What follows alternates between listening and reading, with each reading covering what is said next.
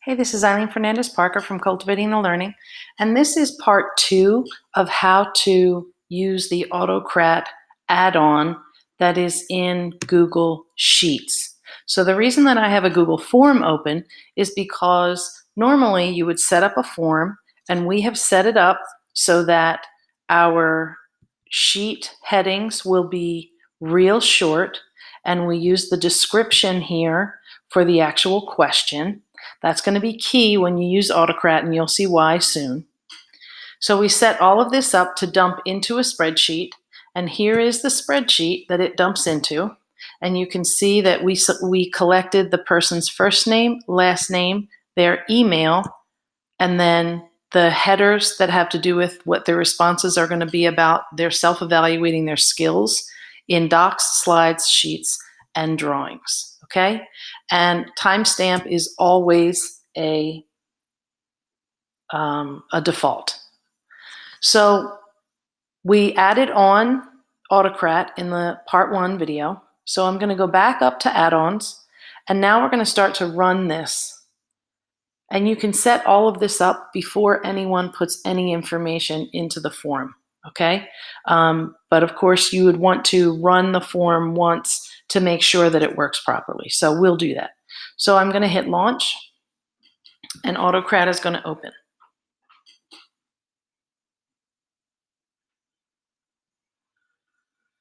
There are no merge jobs set up yet, so I'm going to click on New Job down here in the red button. And Autocrat really walks you through it very nicely. So you're going to give this job a name. So I'm going to call this self-eval results. Okay? And then I'm going to hit next. I'm not going to hit save. You have to hit next and go all the way through it. So I'm going to hit next, and then I can choose from a Google slide as a job template. But I don't have any templates set up yet. So what I'm going to do is I am going to go back to Drive, and I'm going to create a new Google Doc because I want my data to dump into a Google Doc. Okay? So in this Google Doc, and so now we're working in 3 different files. We have a Google form, we have a Google Sheet, and now we're going to have a Google Doc, okay? So we have to be thinking like a computer. A computer is going to understand computer language. In the same way that we have to translate from English to Spanish or French or German, we have to translate English into computer language. So what it's going to look like is this, and it really is very simple. If we are going to say dear, and then we want it to say person's first name and then a comma, for the computer language, I have to do a double less than sign, and then I have to go back to my spreadsheet, and I have to be able to see what did I call this heading. So it says first space name. So that's exact, and I could just copy this from here, and then I can go back to my doc and I can paste it, and then I have to close it with a double bracket. So this is going to be the greater than sign twice. So if I wanted to do dear first name, last name, I still have to put the space there.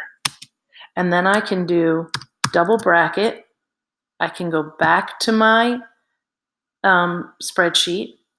I can scroll over, click on that header, I can copy it, and then I can go back in here and paste it. And remember, we have to close the bracket because we're translating to computer language, and then I'm going to put my comma. And now I'm going to write this just like it's a letter, okay? These are your responses to the self-inventory. And I can put my colon, and I can set up my numbering. I can format everything exactly the way I want it to look, okay? So the first one was docs, and so I can put docs and then a colon to pull the information from the next column, from this column E. I have to know that it just says docs. So the person is going to see whatever their rating is in this row. And since there's nothing there yet, we don't have anything to show. But to tell the computer to pull that information, I'm going to do the double opening bracket, and I can copy and paste or just type out docs and then close the bracket. And then I can hit enter, and I can do a 2, and the next column is slides, and then sheets, and then drawings. So I should be able to do that pretty easily. Slides, sheets,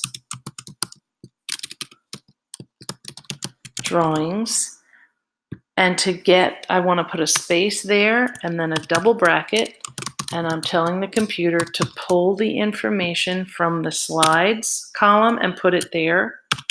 This is going to tell it to pull the information from the sheets column and then pull the information from the drawings column. So now I have my file set up so that the information can be pulled from the spreadsheet and it'll be dumped into this file. The reason that this is so amazing is because if I had one student, even if I had 5 students, I just might do this by hand. It might be easier. But think about how many students a teacher has. Easily, they're going to have anywhere from 75 to 150 students. You set this file up once, and then Autocrat will automatically generate, if you have 75 answers in that form or respondents, it will generate 75 different files and email it to the person whose email is at the beginning of the row, okay? And that's the magic of this technology. So what we're going to do now is we're going to come back to Autocrat. Now that I've created this, I have to come back over here. I need to title this document, and I'm going to title it the self-inventory results. Okay. Now, that's just the name of the template. That's not going to be the name of what the student receives. That's even better. We can put their name right in it. This is just my template, so I'm going to call it template. Okay. Self-inventory results template. Okay, now, so I'm going to choose that file from Drive. So I know I was just in it in Drive, but I have to tell this Sheets file how to find it, okay? And because I just was using it, it's at the top of my list, so I'm going to select it. And it's connecting, doing a nice job. So now it's connected, and I'm going to hit the Next button. Now, because we did a really good job of matching the names up here to the way that we wrote it in the file, the computer automatically matched them up. But let's say if I accidentally just put first and last, in fact, I'll go back and do that so you can see it.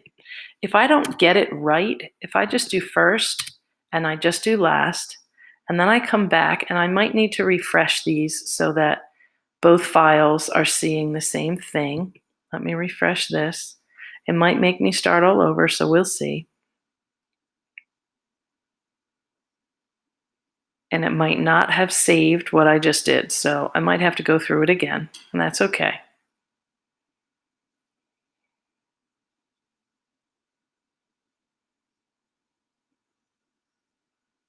Okay, it's working. I'm going to pause it and catch back up. Okay, here we are again.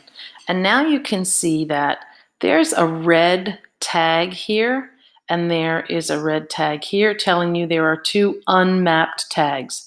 Because my tag here, my computer language, we call them tags, does not match this column perfectly right here, all I have to do is click here and choose the correct column name. So I chose first name. Now the computer knows that this tag that is in my Word file or my doc now matches up.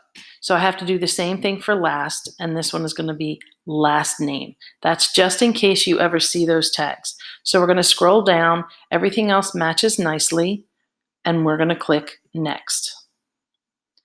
Now, this file name right here, it says, tell Autocrat how to name each file it creates.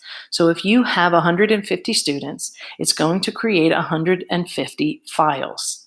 You can use tags aligned to merge sheet column headers to merge in source data.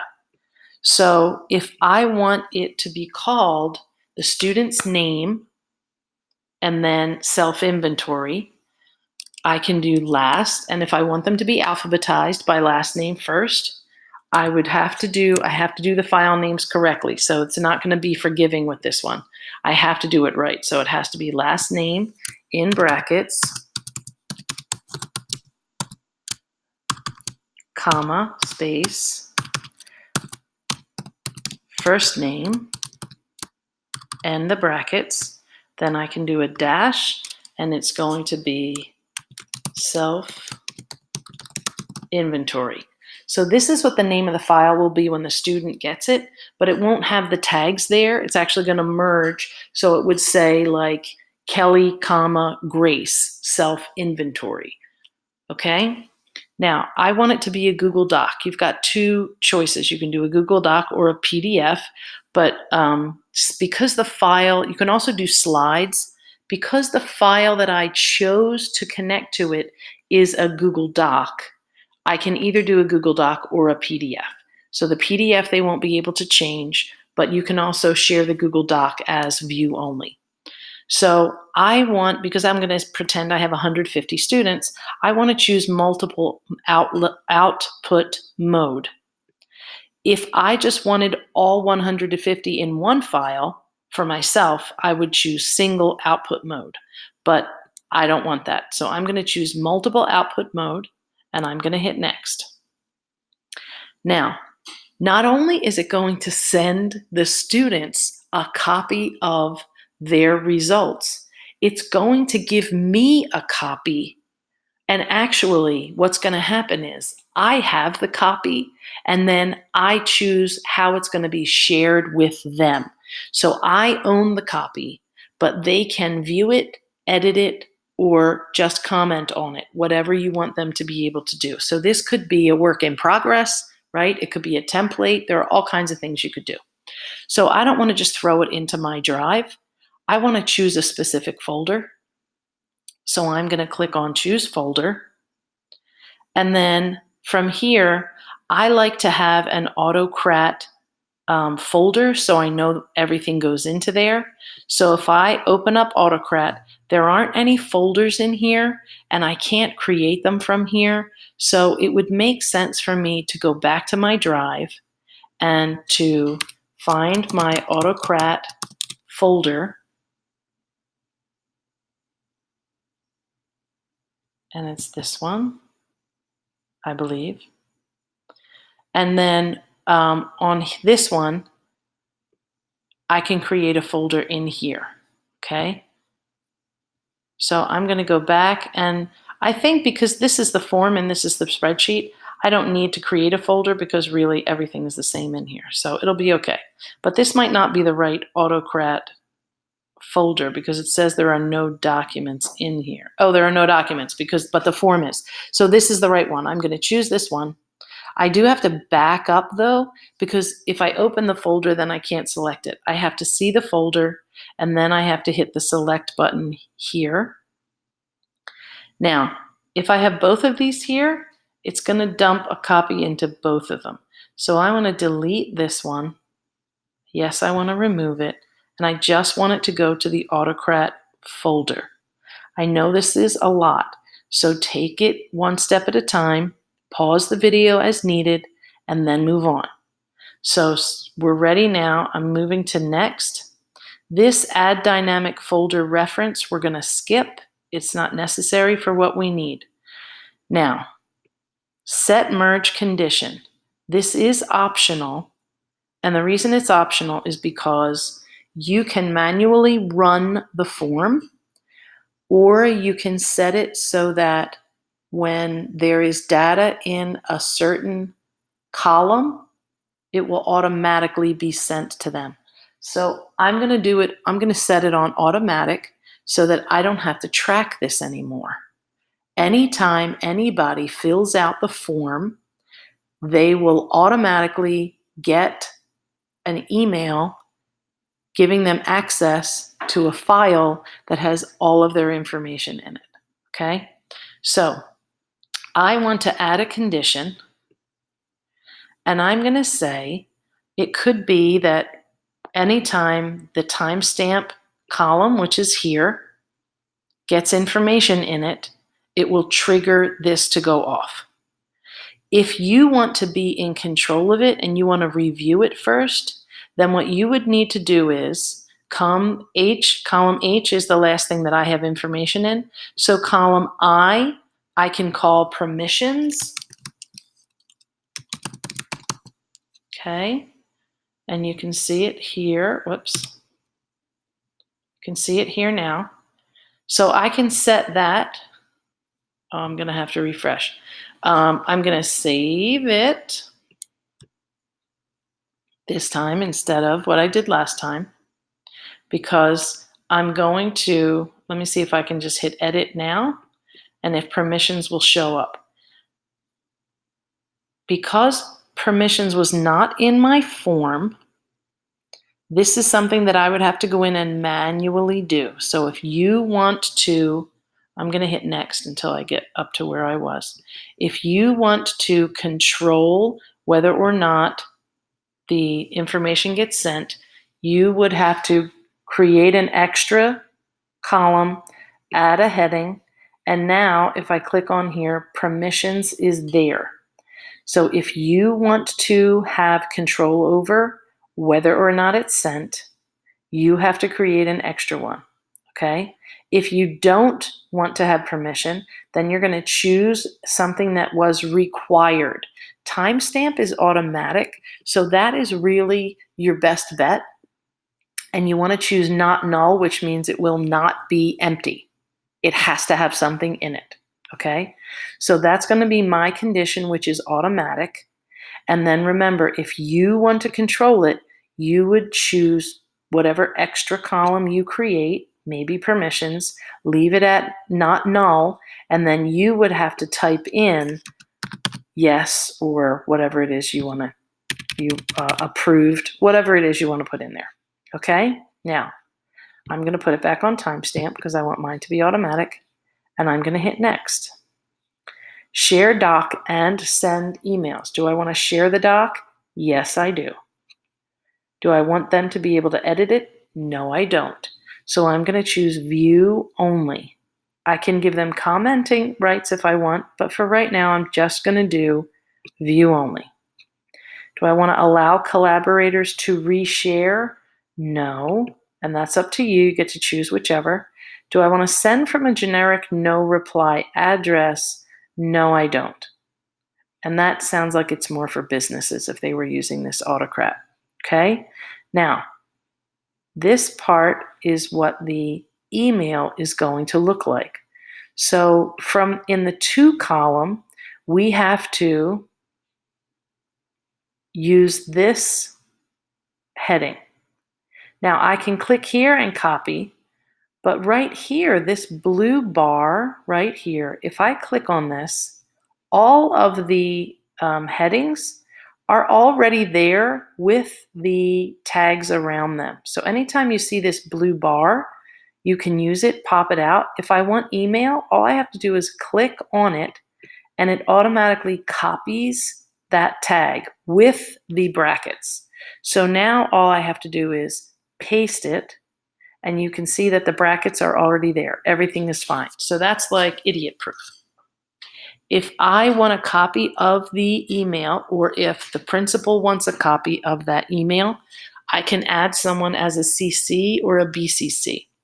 Now, let's just say that you also have the parent from Power School. You've got the parent email, and so that would be a secondary, let's say column E instead of being docs was parent email.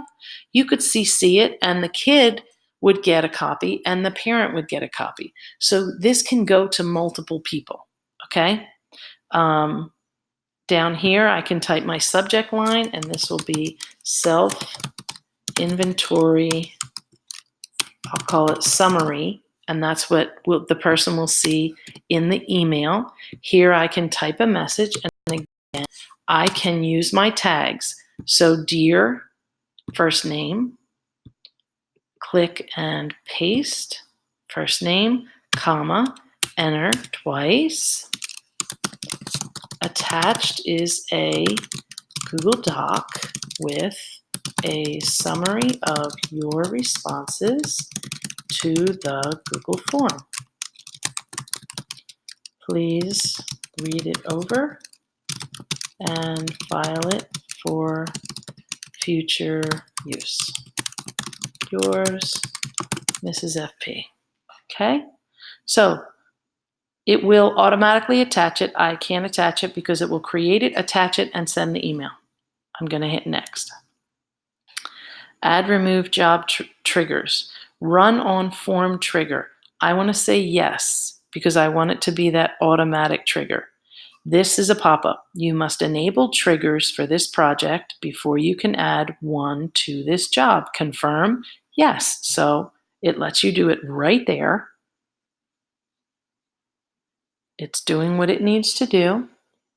We just have to be patient. Run on a time trigger? No. So if you wanted it to run automatically at midnight every night, you would choose the time trigger. But I don't want that to happen. I want it to be instant whenever the person fills out the form. Okay? So now that's the last thing I have to do. That's step 9. I'm going to hit save, and Autocrat is going to do its thing. Now, if I want to run it manually, I can hit this arrow for run job. If I want to go back in and change it, this is for edit job.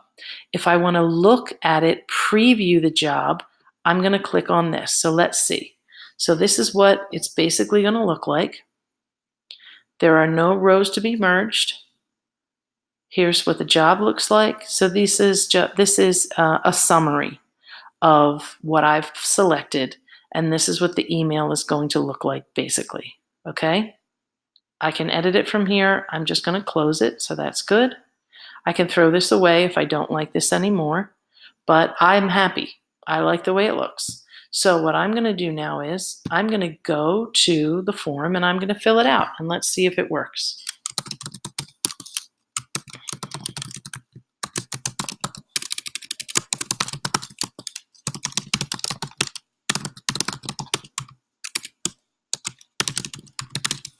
Okay, I'm going to rate myself.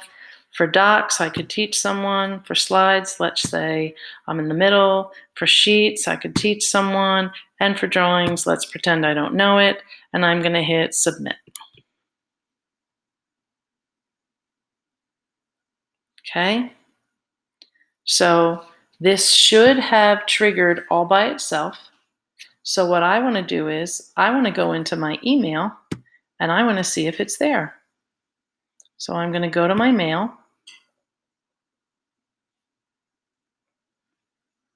And if it's there, we're good. And if it's not, we have to go in and troubleshoot. So let's see how it loads. And here it is. Self-inventory summary. Let's open it up. Whoops. Oh, for goodness sake. Come on now. I need my primary. I need this one to open up. There we go. All right, and it says, Dear Eileen, Notice there's no space here. That's my mistake because I didn't put a space before I pasted the thing. So I need to go back in and edit that. Attached is a Google Doc with a summary of your responses to the Google form. Please read it over. Yours, Mrs. FP. Now, if I click on this document,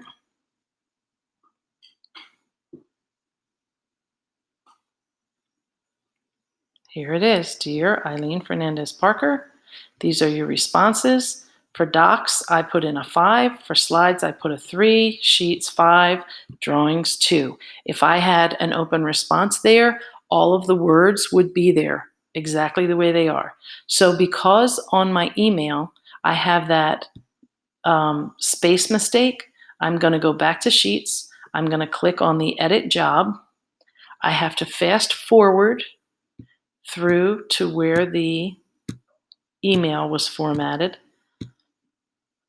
Here it is, and notice there's no space here. So I just have to add the space, and then I can hit save. And now if I want to check it again, because it's already run once, I'm going to try the manual merge.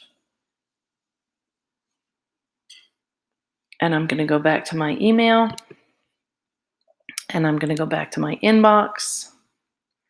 Now, it might not run because it already ran once. So that's probably why. But let me just see. It might be attached to it as a second. No, it's not. Okay, so you would have to type stuff in again, or I could copy and paste to get it to run again. But I'm pretty confident that it's fixed now. So I know that was a lot, but if you take it one step at a time, you will be able to do it on your own. The first time you do it, try to use a shorter form. You don't want to do something with 20 questions because then if you make a mistake, you have 20 places that you have to check for the mistake. Okay, so do something short. Maybe just have the kids write their general information, and then you could merge it into a slideshow or merge it all into one document, whatever you want to do. Okay? Good luck. The first time I did it, I had to rewatch the video from YouTube that I watched. I had to watch it 2 or 3 times, and I had to stop it and back it up and stop it and back it up. So stop it and back it up as much as you need to, and good luck.